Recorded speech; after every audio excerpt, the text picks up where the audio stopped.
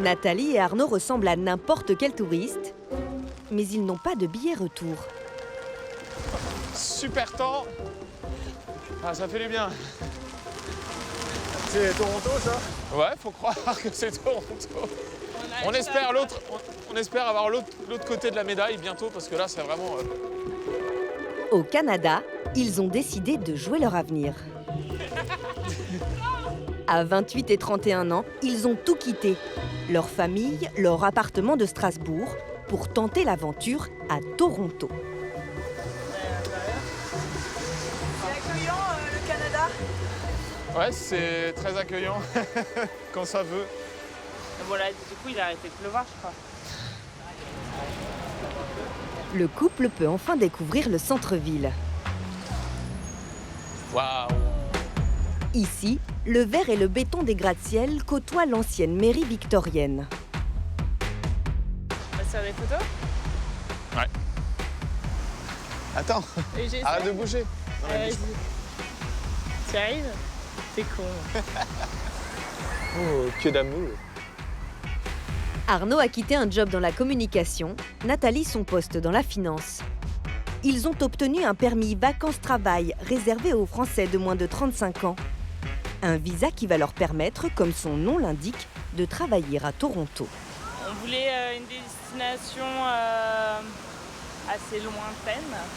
Enfin, le Canada, ça nous plaisait bien. On était déjà allé à Montréal, c'était sympa, mais notre but, c'est vraiment d'apprendre l'anglais, d'améliorer notre anglais.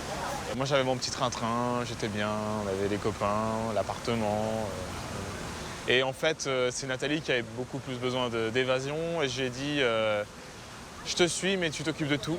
Finalement, t'es content que Bah oui. je t'ai poussé un petit peu? À 6000 km de Paris, Toronto. C'est la plus grande ville du Canada avec 6 millions d'habitants. Située au bord du lac Ontario, elle a des faux airs de New York, sa voisine américaine.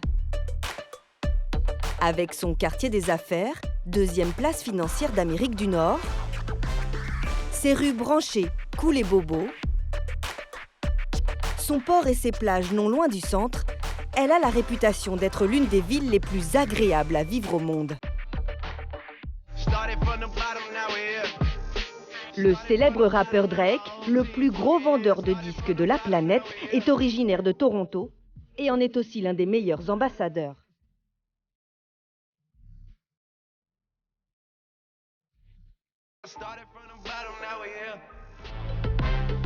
Toronto attire aussi de nombreux touristes en quête de sensations fortes qui peuvent visiter à 1h30 de là la 8e merveille du monde, les chutes du Niagara.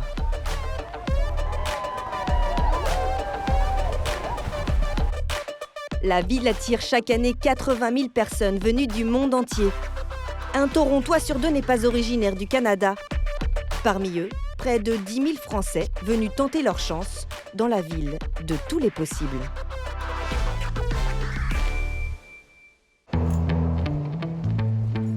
Estelle Loza, 40 ans, vit dans ce quartier résidentiel de Toronto depuis 4 ans. En rentrant du travail, cette ancienne Parisienne ne déroge pourtant jamais à une tradition bien française. On a tout vendu, désolé. Ok, so we take the pain de campagne. On peut pas s'en passer. On est français, la baguette, moi j'y tiens. J'ai besoin du pain tous les jours. Papa est rentré? Oui. Ok. Tu vas jouer encore un peu, toi? Ouais. Pas trop loin, hein, Eléa? Bonsoir. Ça va? Ça va, toi? Ouais, ça va. Il n'y avait plus de baguette. Oh non. Si. Mais goûtez, j'ai pris du pain de campagne. Avec Charles, son mari, ils sont encore très attachés à la France. Même s'ils se sont rapidement adaptés aux coutumes canadiennes. Quand j'ai quitté Paris, j'ai eu un cadeau de départ de mon entreprise qui est le kit du Canadien. Parce que les Canadiens adorent le barbecue. Et ils m'ont dit, si tu vas là-bas, il te faut le kit du barbecue. Une bonne côte de bœuf de l'Ontario. On mange dehors? Oui. Charles a eu une opportunité de travail à Toronto et toute la petite famille a suivi. On n'est pas bien là dans notre jardin? Oui. Oh. Eléa, 10 ans, et Henri, 8 ans, ont passé la moitié de leur vie à Toronto et n'ont aucune envie de rentrer en France. Pourquoi t'aimes pas Paris? Car c'est nul là-bas. Pourquoi c'est nul? Quand même. Parce que t'as pas de jardin si tu vis dans un appartement. Quand tu dors, tu entends. Nous, ce qui nous a attirés au Canada, c'est vraiment le modèle mixte entre l'Europe et l'Amérique du Nord. Ça nous offrait les mêmes opportunités de travail et puis le fait que nos enfants puissent parler anglais, comme aux États-Unis, mais sans, si tu veux, tout le côté arme à feu, peine de mort, donc vraiment avec des bonnes valeurs au Canada. Je te chante. Mon drapeau. Leur fille connaît même par cœur l'hymne du drapeau, la chanson des Français de la province. Je suis franco-ontarien.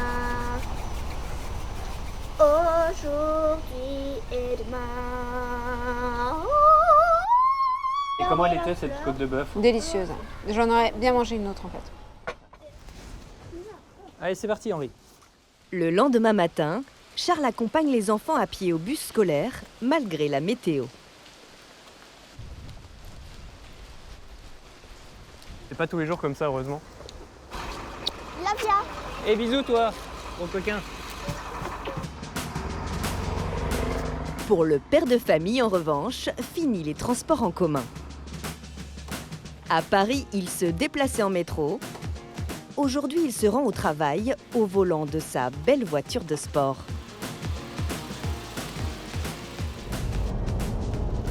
C'est un plaisir tous les matins de ne pas prendre le métro mais de prendre son bolide. Ouais, c'est un petit plaisir, ouais. Quand on travaille bien, qu'on travaille fort, c'est le petit plaisir. C'est toujours agréable. Ici, il a connu une ascension fulgurante. Il travaille dans les hautes sphères d'un des plus grands cabinets d'audit mondial. Bonjour, Charles. Yes, make-up first. Exceptionnellement, Charles commence sa journée par une séance de maquillage. Alors, ça va être super simple, on va vous enlever un petit peu les rougeurs. Like a movie star, hein. Vous êtes la star de l'entreprise. De simple salarié, il vient d'être nommé associé. Il fait maintenant partie des dirigeants et est intéressé aux résultats de l'entreprise. We will have you. Asseyez-vous là, détendu, comme ça. La société a fait appel à un photographe professionnel pour tirer le plus beau portrait de ce nouveau patron. Respirez un grand coup pour vous détendre.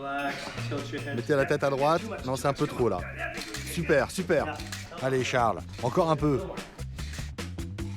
Mais le petit Frenchie n'est pas encore très à l'aise dans cet exercice. Pas trop, hein? Faudrait que je... Je sais pas, il m'a dit de me mettre comme ça, alors j'obéis, mais...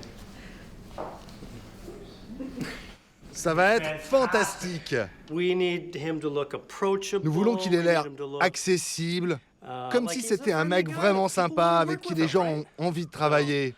Ça doit rendre ça, parce que on sait que parfois il ne sera peut-être pas si sympa que ça. Charles travaille dans ce groupe depuis 15 ans. Il est passé par les bureaux de Paris, New York et Londres. Il y a 4 ans, on l'a envoyé à Toronto pour créer un nouveau service en fusion-acquisition. Un poste encore inexistant dans sa firme au Canada. Charles a rapidement atteint ses objectifs et c'est comme ça qu'il a décroché le Graal, le statut d'associé. Je pense qu'en France, ça aurait mis un peu plus de temps. En France, c'est peut-être un peu plus politique. Ici, vous faites vos preuves, il n'y a pas de questions à avoir. La promotion, elle est pour vous, quoi. Dans quelques mois, il aura même droit à son propre bureau de chef.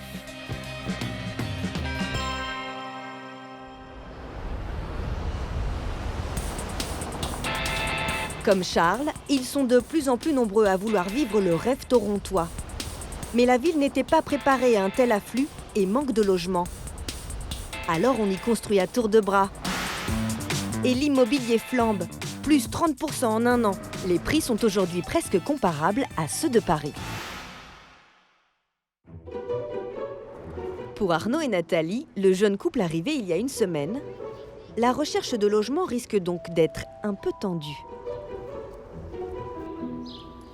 ils ont repéré une petite annonce dans le quartier résidentiel de Little Italy. En plus, il fait beau, c'est bien pour se projeter. Les propriétaires de ces maisons, situées à 20 minutes du centre-ville, louent souvent leur basement. Je pense que c'est là. Des appartements en sous-sol, typiques de Toronto. Ça doit être là, oui, parce qu'à mon avis, le basement, c'est en bas. Hi. Ici, vous avez la pièce principale, la pièce de vie, et il y a une cuisine et une salle de bain sur la gauche, là-bas. L'appartement a été rénové, il est grand, 80 mètres carrés, mais il lui manque un élément essentiel. Et les fenêtres, elles sont où, Arnaud? There is just one window. Yes, just. Oui, il n'y a que cette fenêtre, mais c'est aux normes incendie. S'il y a le feu ou quoi que ce soit, la fenêtre est amovible et vous pouvez vous échapper par là. C'est la seule fenêtre, je crois. Ça vous fait pas peur, ça? Si, moi, honnêtement, ça me refroidit un petit peu. Déjà, l'hiver, il n'y a pas de soleil, on nous a dit. Donc là, sans lumière toute la journée, toute l'année, c'est pas possible. Ouais. Ce F2 bas de plafond et avec une minuscule fenêtre est loué tout de même 930 € par mois. Le jeune couple en perd un peu son anglais. Thank you for your... You're welcome. You're welcome. Je sais pas comment on dit. Well, you welcomed us. Oh yeah. Yeah. Very. Ah oui, pas de problème. Very nice. De rien, merci. Heureux de vous avoir rencontrés tous les deux. Merci. Nathalie et Arnaud sont polis, mais ils ne veulent vraiment pas vivre à la cave et vont poursuivre leur visite dans les prochains jours. Car ce soir, ils ont un autre programme. Les Français, comme toute la ville, partent au match des Blue Jays, l'équipe de baseball mythique de Toronto.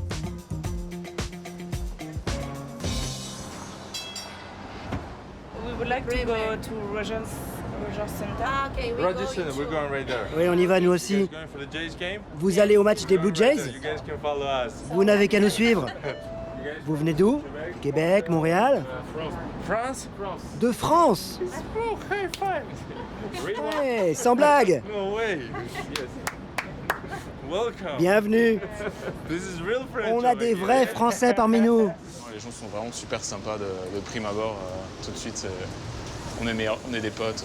On se tape dans la main, on est tactile, pas de problème. Ça change un petit peu du Parisien qui fait la tronche quand il prend son métro. On est arrivé, je crois. Le stade, c'est cet impressionnant dôme blanc au pied de la CN Tower. L'un des temples de Toronto, qui se distingue aussi au basket ou au hockey sur glace. Bref, pour apprivoiser cette ville, Arnaud et Nathalie ont bien compris qu'il fallait se mettre aux couleurs de l'équipe. La seule chose qui nous manque, c'est le t-shirt. Ouais, casquette, tout le monde là, sauf nous. Hot dog, servi sur un plateau. Et avant l'effort, le réconfort de la gastronomie locale. Deux hot dogs? Yeah. Thank you. C'est de rien.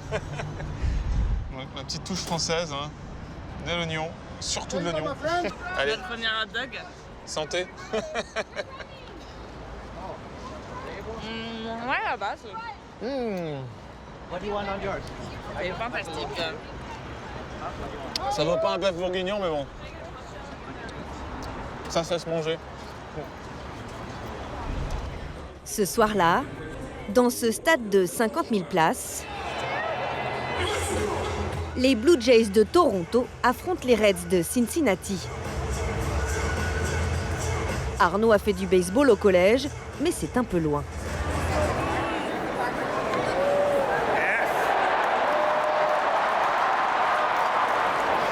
Je ne me souviens plus trop des règles a priori. Je sais qu'il faut courir autour des bases en dégommant la balle le plus loin possible, mais après, c'est pas ça va revenir. Première belle action des Torontois. Qu'est-ce qui vient de se passer là? Je sais pas.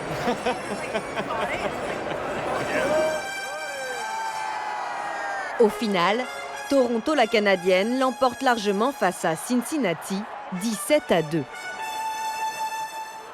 Dans le match qui l'oppose aux grandes villes américaines, Toronto marque aussi des points grâce à un site touristique sans égal.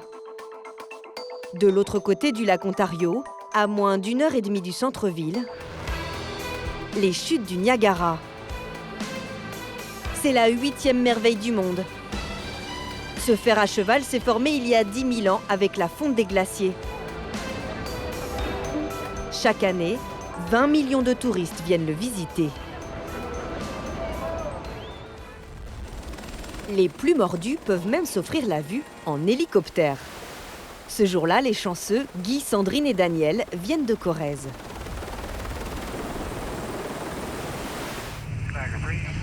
J'espère vous avez un bon moment, ok? Oui, on y va? Ok. Surprise, le pilote parle un peu français. René a quitté les Alpes suisses pour le Canada il y a 14 ans. Propriétaire d'une partie de la compagnie d'hélicoptères, il fait voler 100 000 touristes par an au-dessus des chutes du Niagara. En fait, c'est votre bureau ici. Yeah, oui, ça c'est my office, oui. Très, très joli ici, hein? For some people, the sky is the limit. For us, it's home, yeah. A lot of people pay money for this. I get paid.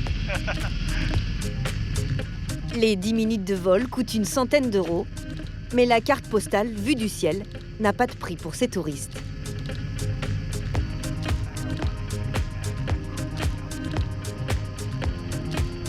La grandeur du paysage, perte de vue. Et de l'eau. Je remplis mes yeux. Et on se rend compte que la nature a fait de belles choses et qu'il faut qu'on les protège. Car il y a un arc-en-ciel. Les touristes qui n'ont pas les moyens de s'offrir l'hélicoptère vivent l'aventure sur l'eau. Les bateaux les emmènent presque au pied des chutes pour une douche mémorable. 2,5 millions de litres d'eau par seconde, forcément, ça rafraîchit. Théo, Chouadibou et Walid, 3 copains de la région parisienne, immortalisent le moment sur leur téléphone. À tous les pas, je vous retrouve après la tempête. Là, je ressens de l'humidité. Non, franchement, on se sent libre. On se sent vraiment libre. Il y a trop de débit là. Le tour en bateau coûte 20 € et ne dure que 20 minutes. Ça y est, c'est fini. On rentre au bercail. C'est fini. Vamos. Mais tous les Français ne viennent pas à Toronto pour jouer les touristes.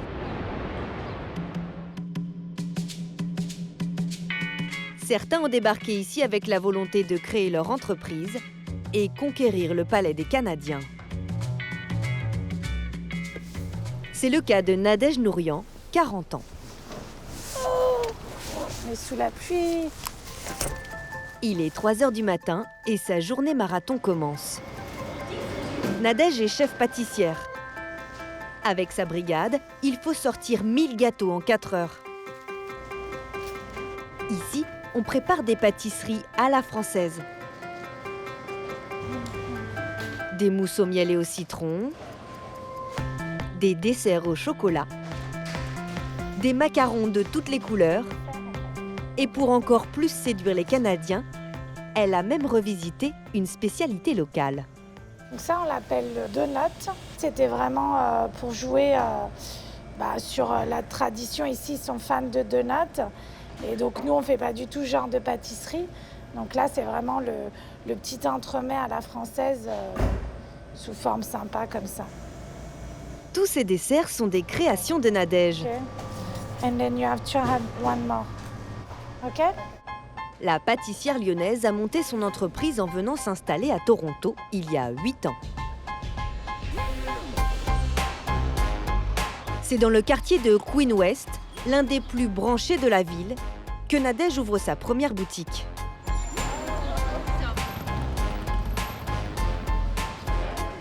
Un salon de thé où elle propose ses pâtisseries, Client suivant, s'il vous plaît. Mais aussi des sandwichs et des cafés. It's a balance of life. Si elle a choisi de monter un business ici, c'est au départ par amour. Elle rencontre en Angleterre son mari Morgan en 2004. There's a lot of new people today. Lui est originaire de Toronto. Nadège, qui a toujours été employée, rêve de monter sa propre entreprise. On avait en tête une grosse affaire et de créer une marque. Pourquoi? Un rêve d'enfant. On s'est dit, ça pourrait être en Grande-Bretagne, en France ou au Canada. On a regardé les différentes options. On a pesé le pour et le contre. Londres, c'était cher. À Paris, le marché était saturé. Alors on a décidé de venir à Toronto. C'était le bon moment pour se lancer. Le Canada est aussi l'un des pays les plus favorables à ceux qui veulent créer leur entreprise. C'est possible en quelques minutes sur Internet. Et l'impôt sur les sociétés est 2 fois moins élevé qu'en France. Alors en 2009, ils se lancent, trouvent ce local et font les travaux eux-mêmes. Cette photo, c'était ça avant. Pour monter un business, c'est beaucoup plus facile. Ça demande moins d'apport, il y a moins de taxes. Donc si vous avez une affaire qui tourne bien, il est plus facile de réinvestir en fait. Nadège et Morgan possèdent aujourd'hui 4 boutiques comme celle-ci et emploient une centaine de salariés. Bonjour. Mais ce n'est pas toujours simple de les fidéliser. Hi Anna. Chaque semaine, How are you? elle fait le point avec sa responsable des ressources humaines. So, tell me. Le recrutement continue, les gens qu'on a rencontrés sont bons, mais pas assez pour nous. We need to replace the packer. She's leaving. In the kitchen have some people leaving. We're gonna be in a tight position again in the next week or so. C'est moins strict, c'est-à-dire si on n'est pas satisfait de quelqu'un, c'est plus facile de le licencier qu'en France. Donc on se pose peut-être moins de questions, mais en revanche, aussi l'employé est beaucoup plus libre. Donc en fait, il y a un turnover. Aussi, il y a moins de chômage. Donc les gens, en disant « Ok, je démissionne de tel emploi », ils savent que demain, ils vont retrouver un employeur. Alors, quand un problème survient avec un employé, il faut parfois faire preuve de diplomatie. Comme aujourd'hui, dans l'un de leurs plus gros magasins. Morgan et Nadège ont un problème technique. Humidity problem. La climatisation fonctionne mal, endommage les macarons et la responsable n'a rien remarqué. Là, il a pris l'humidité. On voit une différence de couleur. Et ça passe pas. Il faut absolument pas qu'elle me vende ça. Ils vont croire que c'est la norme, en fait. Et c'est là le problème. You have to check on that. We can't sell that. Okay. You know what I mean? Like, you have to check yourself for the things. Malgré sa contrariété, Nadège pèse ses mots. Non. Au Canada, on ne peut pas engueuler. Il faut être très diplomate avec le personnel, plus qu'ailleurs. Pourquoi? Parce qu'autrement, ils ne restent pas ou ils le prennent super mal, etc. Donc on a beaucoup de cours de management ici. Au Canada comme ailleurs, gérer une entreprise est un sport à plein temps. Malgré ses petits couacs, la boutique ne désemplit pas et les clients semblent conquis. C'est vous, Nadège? Oh mon Dieu! Félicitations! Je rêve de Nadège, je rêve de toutes ces choses délicieuses.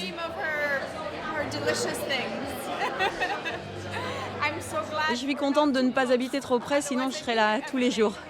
Et ce serait un problème? Ah oui! Diet problem, maybe. You have to face it, you know. Nadège et Morgan, eux, ne comptent pas être raisonnables. Dans quelques semaines, ils vont ouvrir une autre boutique dans l'est de la ville. Un projet qui devrait leur permettre de dépasser les 5 millions d'euros de chiffre d'affaires d'ici la fin de l'année.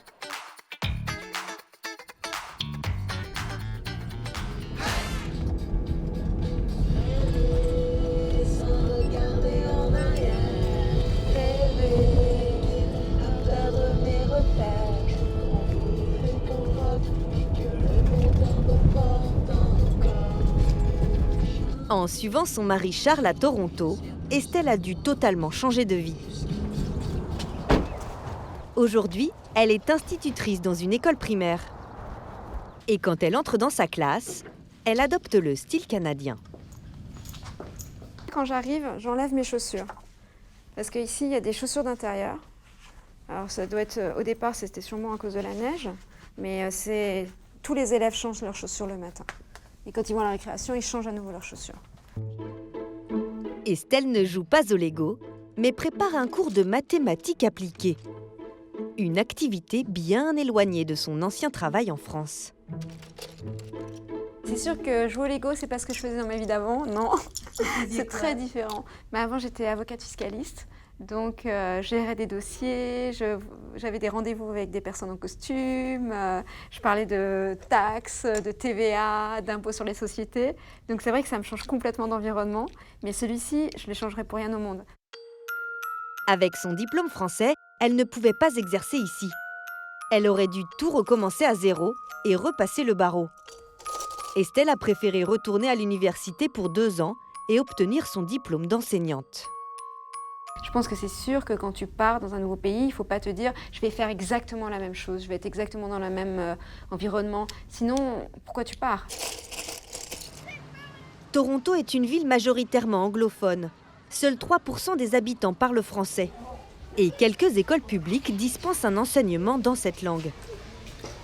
Main sur la rampe. Comme ici. Il y a 6 équipes, c'est bon, on va commencer le jeu. Ce matin, Estelle anime un atelier avec un petit groupe d'élèves. On y va. 1, 2, 3. Les régions polaires. Les deuxièmes années, l'équivalent des CE1, ont mis au point eux-mêmes un quiz auquel leurs camarades doivent répondre. Quel continent est le plus froid et le plus sec? L'Antarctique, l'Asie ou l'Afrique? Antarctique. Quelle région entoure les pôles de la Terre? L'orthographe est parfois approximatif, mais Estelle ne les corrige pas tout de suite. De quelle couleur le petit beluga naît-il? Oh. C'est qui a écrit ça? Qu'est-ce qui serait intéressant de faire? Peut-être. Pour ces élèves qui parlent principalement anglais à la maison, le français est parfois même inventif. Est-ce que tu comprends la question? Qu'est-ce que le région polaire vieux? Est-ce que vous avez compris la question? Pas vraiment, hein, Maureen? Mince. C'est très bien de l'avoir écrit déjà. C'est très très bien, Maureen, bravo. C'est pas grave, c'est bien les filles. On va refaire. La réaction d'Estelle peut sembler surprenante, mais ici, cela fait partie de la pédagogie positive. On pense ici que plus tu échoues, et c'est ça le chemin vers la réussite. En fait, il y a une citation de Churchill qui dit « Je vais d'échec en échec, mais en gardant mon enthousiasme, et c'est ça la réussite ». Et c'est vrai, plus tu te plantes, plus tu te trompes, et plus tu sauras comment corriger tes erreurs. L'important, c'est pas forcément d'avoir le meilleur français possible. On est dans une communauté francophone minoritaire. C'est vraiment déjà de pouvoir s'exprimer en français, de se faire comprendre en français. Tu sais, si tous les Français de France parlaient aussi bien l'anglais que mes élèves à leur âge, ok, je pense que là, on pourrait discuter. Comme Estelle, tous les professeurs de cette école parlent français. C'est une obligation pour y travailler. Ah, ça y est, c'est la fin de la journée. Ça va? C'est bien passé? Brenda, la directrice, est souvent confrontée à des parents exigeants. Très bien passé. Les parents qui viennent inscrire leurs enfants à l'école souvent vont me demander « Est-ce que vous enseignez le bon français? » Et je dis « Oui, on enseigne en français. » Et ils essaient de comparer le français parisien, pas seulement de la France, mais le français parisien au français québécois. Et je leur dis « La plupart du personnel ils viennent de partout dans le monde. Alors, on n'a pas un français typique. On parle le français, qui est le bon français, peu importe où on se retrouve, et puis avec nos différents accents. Moi, je suis née au Gabon. Je suis née à Kinshasa. Et vous? Montpellier. Original! Toutes ont aujourd'hui la nationalité canadienne. Une situation très fréquente à Toronto, la cosmopolite. Dans les rues, on parle près de 150 langues. Une soixantaine de nationalités cohabitent. L'un de ces immigrés profite aujourd'hui de l'une des plus belles vues sur la CN Tower. Il s'appelle Charles Cabous, il est né au Liban et il est aujourd'hui l'un des rois de Toronto, même s'il joue les modestes. Pas de titre, pas de titre. J'aime déjà pas qu'on m'appelle Monsieur Cabous, vous savez. C'est toujours Charles pour les serveurs et les gens avec qui je travaille. À 56 ans, il est à la tête d'un empire. Petit génie du divertissement, il a créé des boîtes de nuit, bars et restaurants parmi les plus populaires de la ville. Aujourd'hui, son revenu annuel dépasse les 40 millions d'euros. Son plus modeste pied-à-terre, c'est ce loft de 180 mètres carrés. C'est un petit appartement, mais rempli des œuvres d'art que je préfère et que j'ai glanées partout dans le monde. Là, j'ai acheté un petit croquis de Karl Lagerfeld quand j'étais à Paris. Je l'aime beaucoup. Ce collectionneur multimillionnaire a fui son pays pendant la guerre civile de 1975. Il est arrivé à 15 ans à Toronto avec 80 € en poche. Il a d'abord travaillé dans un fast-food, puis vendu sa voiture pour ouvrir sa première boîte de nuit à 22 ans. Et le succès est venu très vite. Il est maintenant l'ami des stars, Paris Hilton, Sting ou encore Justin Bieber. Une réussite qu'il attribue à cette ville en particulier. Pour moi, ça n'a jamais été un problème d'être un immigré. Cette ville a été bonne avec moi. Les opportunités sont les mêmes pour tous. C'est vraiment incroyable. Ici, je me sens à la maison.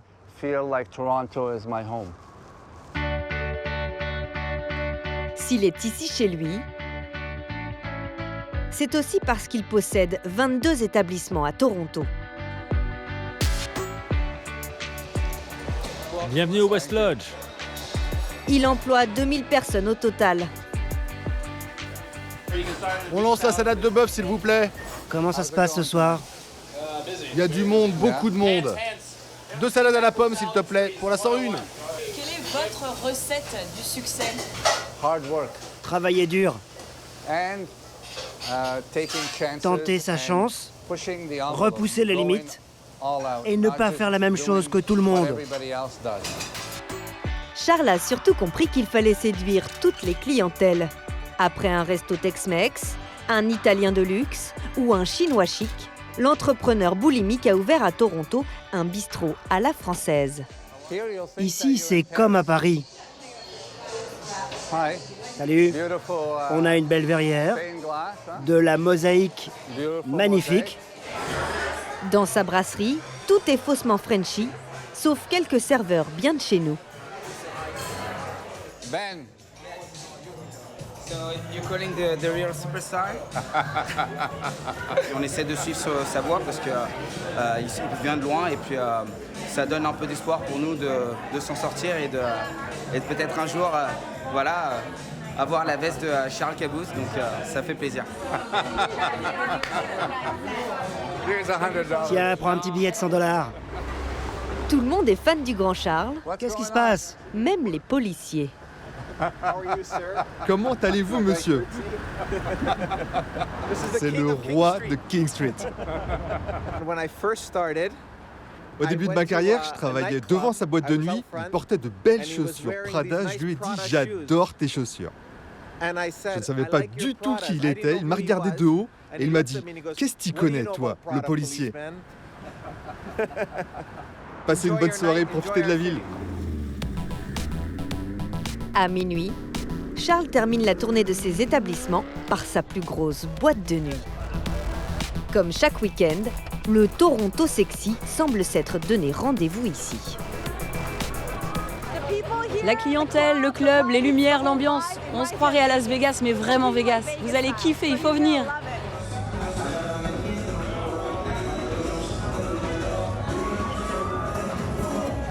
J'adore être ici. C'est jeune, plein d'énergie. Les gens aiment boire un coup, danser, s'amuser. Moi, ça me permet de rester dans le vent. C'est ce qui me fait tenir.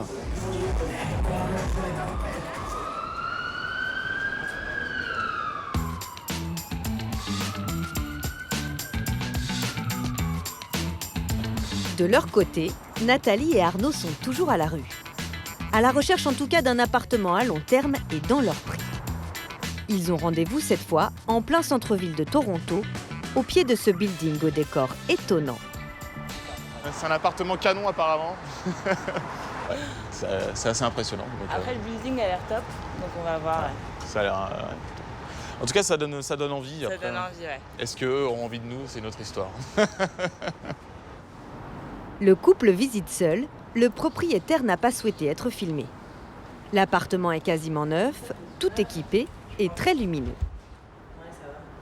On a une sacrée vue. Donc là, sur tous les buildings, de ce côté-là. Ça, Nathalie, tout de suite, ça... Ouais, moi, ça me plaît. Faut pas avoir le vertige, par contre. Hein. Là, on est au 33e étage, quand même. C'est un petit peu l'image qui me fait rêver de Toronto. Alors après, on n'aime pas, mais c'est quand même ces buildings très américains. Voilà, c'est un truc qui m'a toujours fasciné, en fait. L'appartement possède peut-être une jolie vue, mais il ne fait qu'une trentaine de mètres carrés pour 1 200 € de loyer. C'est très petit. Très petit. C'est plutôt très cher. Donc je pense qu'on est quand même bien au-dessus des prix du marché. Donc on va réfléchir. Bientôt 10 jours à Toronto et toujours pas de logement.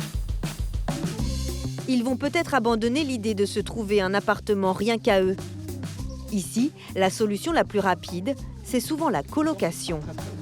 C'est le cas de leur prochaine visite. On va voir ce que ça donne.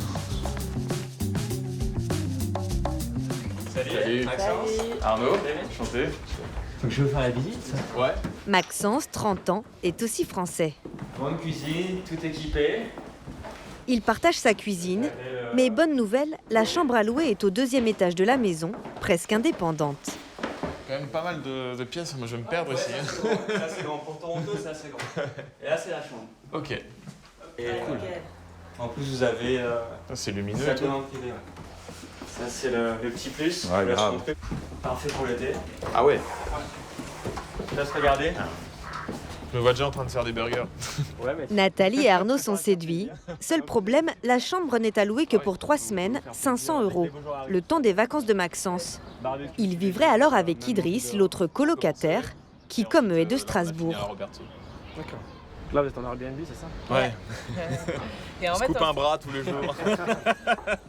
Non, mais... C'est une bonne affaire ici, tu sais. Maxence a débarqué il y a 3 ans à Toronto et il a connu les mêmes galères de logement. Vous, Maxence, vous allez louer votre chambre à des gens qui n'ont pas encore de travail? Ah, on s'entraîne entre Français. Non, mais j'ai confiance. Ils ont l'air vraiment sympas, ils viennent d'arriver, pleins de bonne volonté. Le petit couple a décroché la chambre. Ils ont obtenu un peu de répit, mais dans quelques temps, il faudra tout recommencer.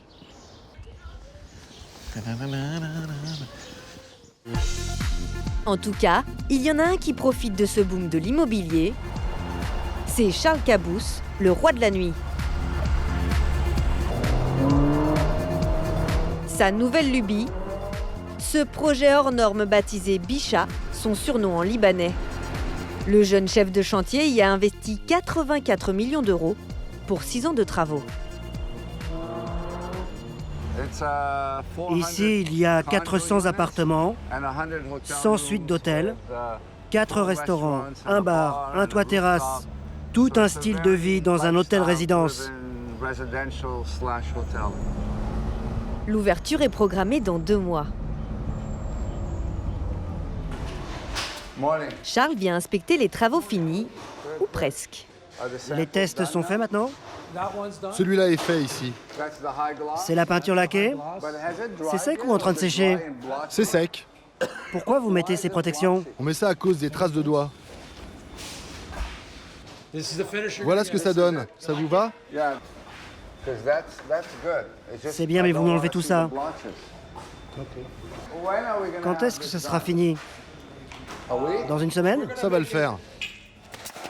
250 hommes sont mobilisés 7 jours sur 7 pour aménager ces 14 000 mètres carrés. C'est tellement grand Où est l'ascenseur? Que même le propriétaire s'y perd. Où est l'ascenseur? On est déjà passé devant? Ah, il est là, je suis pas fou. Il reste encore un peu de travail avant que les clients puissent emménager dans ces appartements de standing. Il faut compter 1 million d'euros pour 150 mètres carrés. Tous sont déjà vendus. On va au 44e. Au dernier étage, le clou du spectacle, le toit terrasse et sa piscine, la tête dans les nuages, avec une vue sur la ville à 180 degrés. Si la piscine était remplie, je plongerais. On va mettre des haut-parleurs sous l'eau. On pourra nager et écouter de la musique classique. Ça va être fun. Si Charles a investi autant d'argent dans cette résidence, c'est qu'à Toronto, tous les compteurs sont au vert.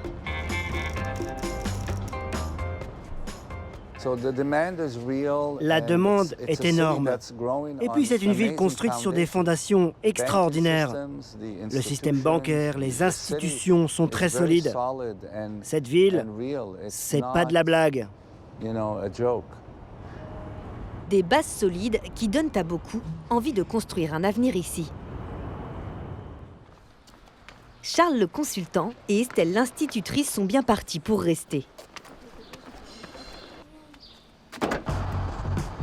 Ils ont su tirer avantage de tout ce que la région offre. Dès qu'ils le peuvent, le week-end, les Français se rendent à quelques pas du centre-ville, faire une petite virée dans la nature avec des amis. Au programme, balade dans la forêt de pins. Ah ben voilà, on a retrouvé, c'est super. C'est ce que tu t'imagines quand tu vas au Canada. Santé! Merci. Pique-nique avec les traditionnels marshmallows grillés au feu de bois. Juste un peu grillé et un peu mou et un peu craquant. Et pour parfaire la carte postale, un tour en canoë, typiquement canadien. On est parti.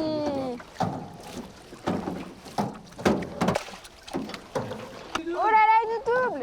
Il nous double! Non, non, non! Ça, c'est la vraie vie canadienne. Le canoë, la verdure, les enfants, tous en famille en train de ramer. Hein? Tous en famille en train de ramer, regarde, elle rame bien. Toi, tu râles bien comme un Français encore. Hein? La famille compte bientôt demander le visa de résident permanent au Canada.